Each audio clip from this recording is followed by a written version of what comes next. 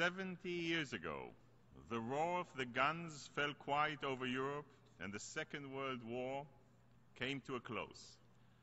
Today, as we mourn the human tragedy of this war, we must also recognize those who made victory possible and assured that freedom triumphed over tyranny. We owe our freedom to the courage and sacrifices of the soldiers of the Allied armies. I stand before you here as a man who has seen and experienced war, as a soldier, a diplomat, and a father of children who themselves have been sent to war. I also speak to you today as the son of a man who fled Nazi Germany to escape the annihilation of his people. In his novel, The Young Lions, Irvin Shaw describes the incomprehensible horrors of the World War II. This time, and I quote, "It's not simple and understandable war.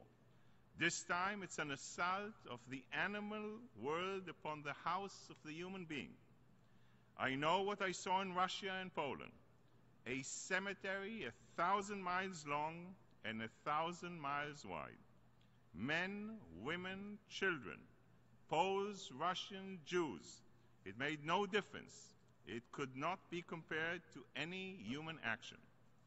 More than 60 million people, 3% of the world's population, were killed or murdered in the Second World War. Half of the victims were civilians. Men were forced from their farms and fields and sent to the battlefield. Women were torn from their families and sent to hard labor camps. Countless young girls and boys were denied the most basic right, the right to grow up and grow old. The scope of human tragedy is simply unfathomable. Mr. President, the sacrifices were immense.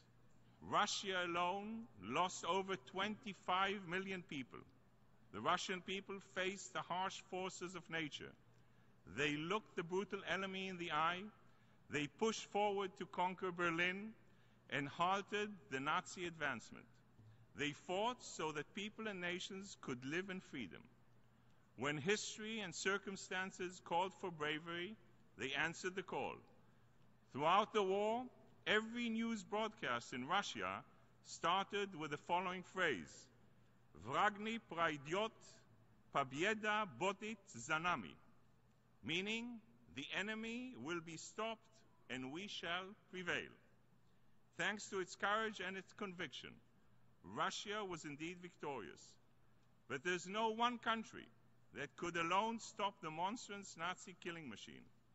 President Roosevelt's decision to send American forces and troops to fight for freedom changed the course of history.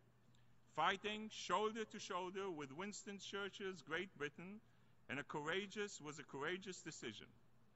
Without the alliance between the United States, Great Britain, Russia, France, and other countries, and the bravery of the Allied soldiers, the trajectory of civilization would have been terribly different. On April 25, 1945, soldiers from the Soviet 58th Guard Rifle Division and the American 69th Infantry met at the Elbe River. This historical meeting of East and West signaled the end of long and bloody campaigns by the Allied powers to turn back Nazi Germany, unprecedented aggression against Europe and mankind. 2 weeks later, the war in Europe was over, and 6 years of death and destruction finally came to an end. Mr. President, 70 years ago, in Europe's darkest hour, 1/3 of the world's Jews were killed in the Nazi Holocaust. As Elie Wiesel once said, and I quote, "Not all victims were Jews, but all Jews were victims." The magnitude of the destruction is simply unparalleled. We cannot comprehend the riches of the mind lost to us by the destruction of Einstein's Berlin or Kafka's Prague. The tragedy of the Shoah is a stain on the conscience of humanity, a mockery of the very concept of a civilized world. Never, ever to be forgotten, the elimination of Jews from the face of Europe was not means of a further goal, to further a goal. It was the goal itself. In the darkest hours, Allied nations kindled the light of liberty. American and British forces bravely fought back the Germans on the Western Front, and in the East, 322nd Rifle Division of the Russian Army liberated Auschwitz death camp. The steel of the Allied spirit proved to be mightier than the steel of the tanks and guns they faced. Thanks to them, the flame of liberty continues to burn brightly. Mr. President, today we're here to confirm that the responsibility for preventing atrocities rests upon our own shoulders. 70 years ago, with the ashes of the World War still smoldering, the victors of the war came together to establish the United Nations and ensure that never again will not be a hollow promise. Today, the values at the very heart of this institution are being threatened by extremist ideologies that target our way of life. From West Africa to the Middle East, extremist groups have unleashed a plague of persecution, believing that by silencing individuals, they can silence civilizations.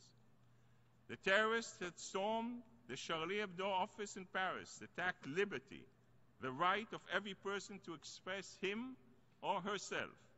The terrorists that targeted Jews in Paris and Copenhagen attacked equality, the idea that every person, no matter his faith, is equal, by aiming their attacks at innocent civilians. The terrorists also attacked brotherhood, the bonds of our shared humanity. Make no mistake, ladies and gentlemen, freedom is under attack throughout the whole world. A war is being waged against human dignity and human rights, and we must fight back. Standing united with courage and conviction, we can turn back the tide of violent extremism and safeguard the values that we cherish. Peace and security is also threatened by Iran, the world's foremost sponsor of terrorism. The radical theocracy is working tirelessly to advance its nuclear capabilities while explicitly threatening to eradicate Israel from the face of the earth. But let me be perfectly clear. What is at stake is not just the security of Israel, it's the security and stability of the entire world. Consider what the world would look like if Iran is allowed to proceed. A nuclear Iran will set off an arms race in the Middle East. It will provide a nuclear umbrella that would protect terrorist groups, allowing them to act with increasing impunity. This is not the world the men and women who fought victoriously 70 years ago would have hoped for. Mr. President, World War II taught us that the costs of inaction are simply high to bear. It's the reason this institution exists, and it's the obligation that we must live up to. Each and every one of us has a role to play in the struggle for human rights and human dignity. We must overcome indifference. We must know that when we stand for and when we stand up for something that we believe in, we never indulge in racism, never ignore incitement, never be silent when confronted with the warning signs of war. From this assembly, I issue a warning to the world. Do not close your eyes to the atrocities around you. Do not turn away from the animosity that ensues. It is your responsibility to speak out against hatred clearly and unequivocally. Equip the next generation with words and not weapons. Arm them with ideas and not radical ideologies. Teach them tolerance and not terrorism. War is not inevitable. It's not a force of nature, nor it is a part of human nature. It can be prevented, but only if we stand together to denounce indifference and defend peace. I would like to finish from a quote from General Douglas MacArthur, the Supreme Allied Commander of Southwest Pacific, who said, and I quote, "It is my earnest hope, indeed the hope of all mankind, that from this solemn occasion a better world shall emerge out of the blood and carnage of the past, a world found upon faith and understanding, a world dedicated to the dignity of man and the fulfillment of his most cherished wish for freedom, tolerance, and justice. Mr. President, the duty rests upon us. If we wish our children to live in a world built on freedom, tolerance, and justice, then we must stand united to defend those values. Thank you very much, Mr. President.